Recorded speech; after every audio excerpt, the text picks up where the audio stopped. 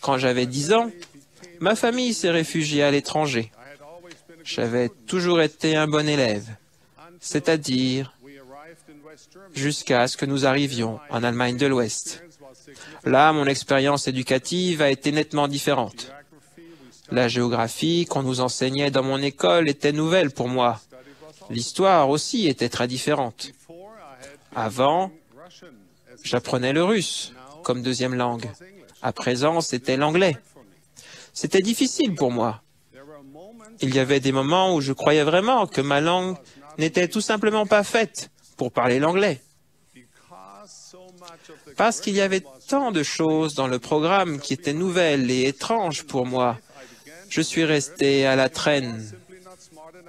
Pour la première fois de ma vie, j'ai commencé à me demander si je n'étais pas simplement pas assez intelligent pour aller à l'école. Heureusement, j'ai eu un instituteur qui m'a enseigné à être patient. Il m'a appris que le travail régulier et soutenu, la persévérance patiente m'aiderait à apprendre. Avec le temps, des disciplines qui étaient difficiles sont devenues plus claires, même l'anglais. Petit à petit, j'ai commencé à me rendre compte qu'en m'appliquant régulièrement, je pouvais apprendre.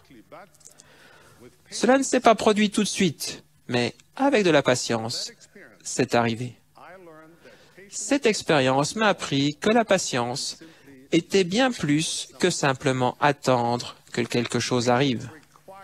La patience demandait de travailler activement à des buts de valeur et de ne pas se décourager quand les résultats n'arrivaient pas tout de suite ou sans effort.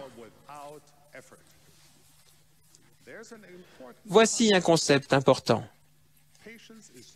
La patience n'est pas une résignation passive, ni une inaction causée par nos peurs.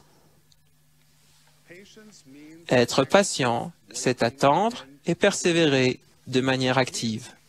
Cela veut dire nous tenir à quelque chose et à faire tout ce que nous pouvons en travaillant, en espérant, en exerçant notre foi, en supportant les vicissitudes avec courage, même quand les désirs de notre cœur sont retardés.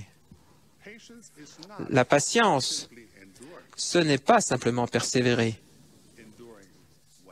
c'est bien persévérer.